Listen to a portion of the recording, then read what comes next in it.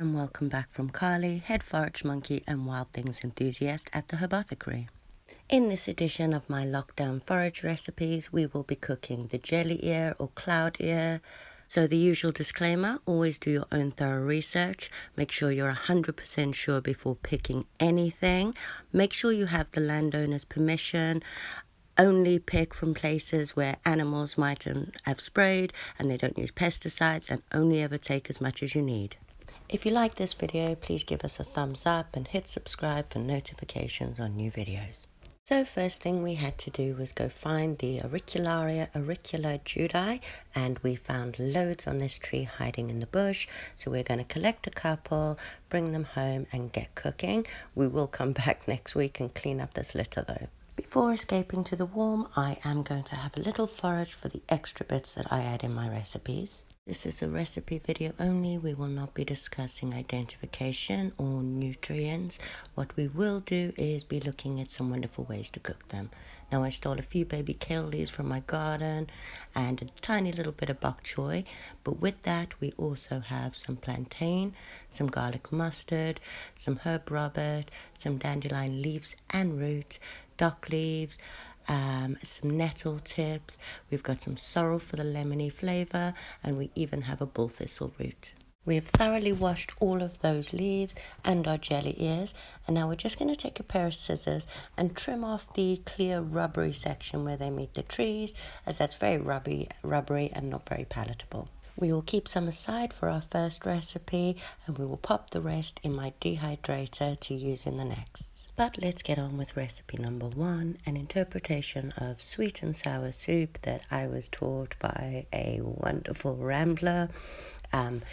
All of the items he used were foraged, including water taken from a tree, which was quite sweet. So we're going to do our best to interpret it today.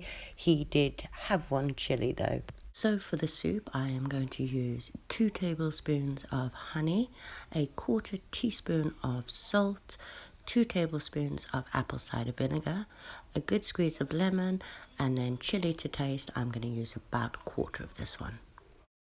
I do like quite a bit of spice with mine, and this is a very hot chili, so 1/4 will do just fine. I then added a small sprinkle of parsley and some black pepper, and I'm going to chop up finely those dandelion roots, and I'm going to add them in at this stage because I like them to soak up the sauce before I stick it into the pot. I then add an extra couple of cups of boiling water, and then it's time to finely chop your greens and pop them in there as well. Now I like to slow cook mine at around 39 to not destroy all of the active ingredients in there. But once your green leaves are softened, there are a few different ways to make this soup. You can either add some cornstarch and thicken it up slightly and keep the leaves green, or you can pop them in a food processor and do it that way, but decide on which one you want to do before you pop in your mushrooms. Now I had a couple of velvet cups and a little bit of oyster mushroom left over, so I chopped them up and popped them in too. And obviously there is no right way to cut these mushrooms. However, I do like to cut mine in thin strips, as it gives kind of a spaghetti-like texture to the soup. I pop these in the pot last and allow them to simmer for a further 30 minutes before serving up. I chose not to blend or thicken mine, but the sweet and spicy contrast was amazing and definitely warmed the cockles. So on to recipe number 2. And at 40 years old, I am still yet to make a successful omelette, but my husband absolutely loves them. And for these, we are going to be rehydrating some of those dried mushrooms. So we're just going to pop some in a bowl and pop some boiling water over and allow them to rehydrate while we mix up our omelette. So into our bowl goes the 2 free-range eggs we stole from our neighbor who has chickens, a little bit of salt to season, and then a splash of milk. Our jelly ear mushrooms are now well and truly rehydrated, so I'm going to drain them out, and then we are going to work on our next ingredients. Now, I was lucky enough to find some beautiful wild garlic while we were out foraging the other day, so I am going to use the thicker stems and shoots like spring onions and chop the leaves up finely, and we'll pop them into. And now for the jelly ears. Again, I'm going to cut them into fine slivers like I did with the soup. I like them best this way. However, you do them whichever way you like.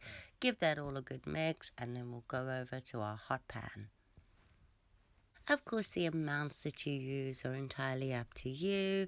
As you saw, I cut an extra couple as it wasn't quite enough. I just add a healthy dash of oil to the pan, let that get hot, and then chuck everything in.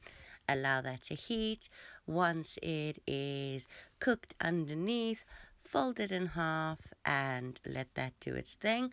I then flip it over one more time and attempt to serve it. However, this one broke as I was popping it over onto the plate, but I'm just going to pop some nice fresh salad in the middle bit, and he won't be any wiser.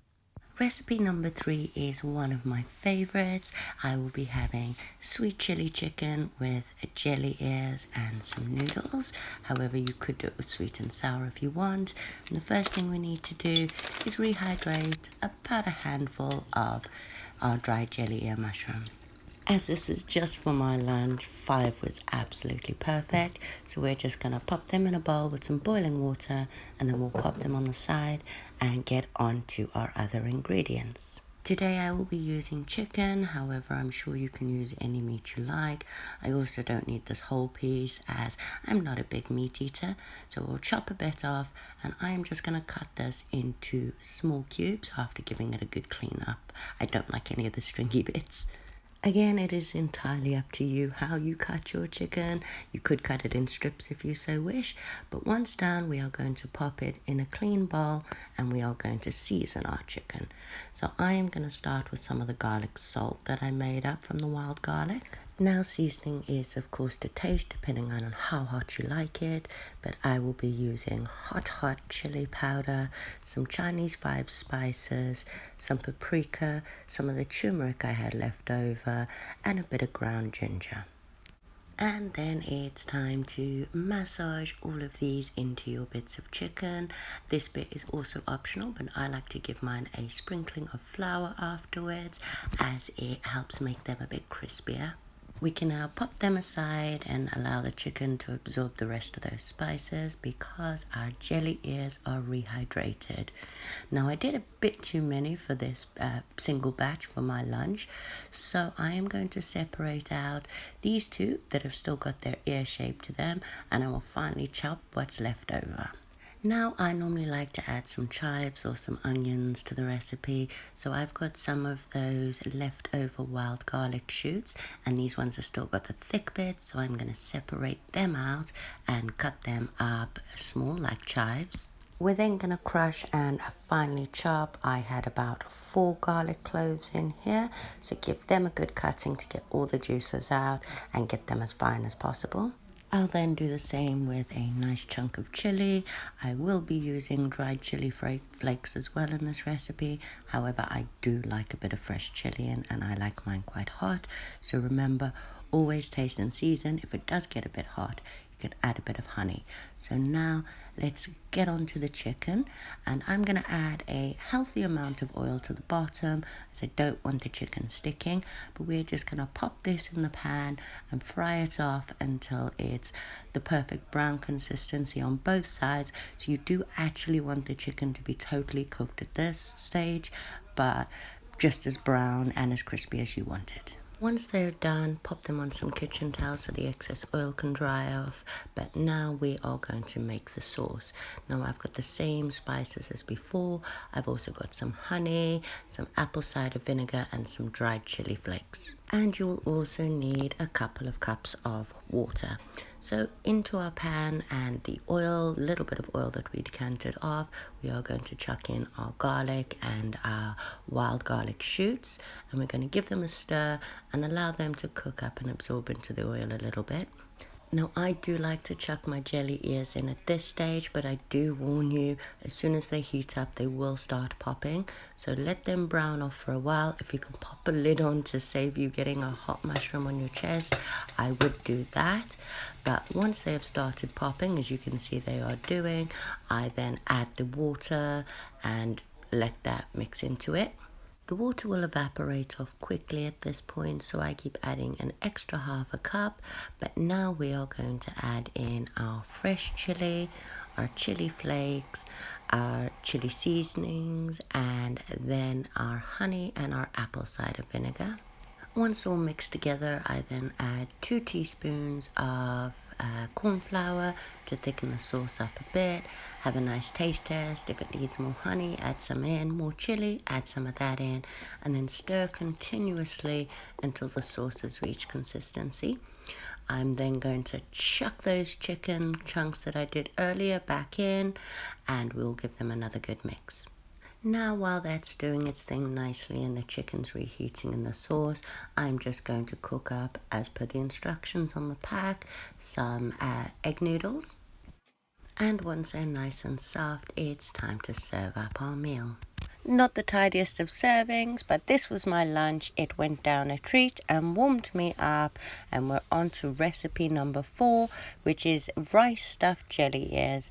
Now I'm using sushi rice. You can use risotto rice, long grained rice, whatever you like. And we have those jelly ears that were still cups. I also kept some chicken over from the previous dish, and we're going to pop them in too.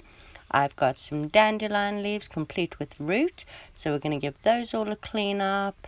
I just use my nail to scrub all the skin off the roots and get them ready. And we managed to find some dandelion flowers with their stems. So I'm going to separate those flowers from the stems, and we're going to use them in 2 separate sections for this recipe. So separate the stems out. I've also got a couple of the garlic leaves. I will chop them in for some added flavor, but they're not necessary at all. And if your nail didn't clean up the roots, you can do what I do, which is just run a paring knife along it until they're nice and white. And I am going to give them a thin chop, similar to what I did with the spring onions. We are then going to finely shred a couple of those Chinese chili chicken chunks that we had. And I'm going to mix them in with the few bits of wild garlic that I chopped up.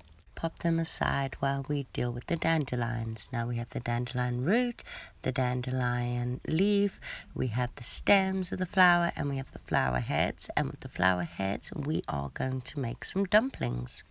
Now I'm sure we all have our own preferred way of making dumpling batter, but I'm just going to add a little bit of flour, some of the wild garlic seasoning, and some milk. Nice and simple for this one. And then I will just chuck those flour heads in and let them soak for now. As our rice is now drained and ready, so we are going to mix that in with the shredded chicken and the wild garlic. Give that a good stir, cover it with tin foil, and pop it on the side while we move on to our next bit. And for this, we will need 2 pans. In pan number 1 will go our dandelion flower stems. They're going to soften like spaghetti. And our jelly ears. This will soften them up further, but also cook them, and they are best cooked. In our second pan, we're going to pop in some of the wild garlic butter that we made. We will allow that to melt, and then in there I am going to chuck the dandelion roots and the dandelion leaves, and we will crisp them up a little bit like crispy seaweed. Pop them aside on some kitchen towels so the excess oil can come off. Add some more oil and pop your dumplings in. Let them brown, and while they're browning, it's time for us to serve up. We will do this by stuffing, firstly, those jelly ear mushrooms with the rice and chicken mix. Pop our crispy dandelion and dandelion roots on the side. We'll serve up those dandelion stem spaghettis on the other. Top them with our lovely dumplings, and then a little bit of that sweet chili sauce over the top. This meal is not only super tasty, but it's very pretty too. Hope you guys enjoyed these recipes. Thank you for coming back to the Herbothicary. Please don't forget to hit like and subscribe, and we hope to see you back with us soon.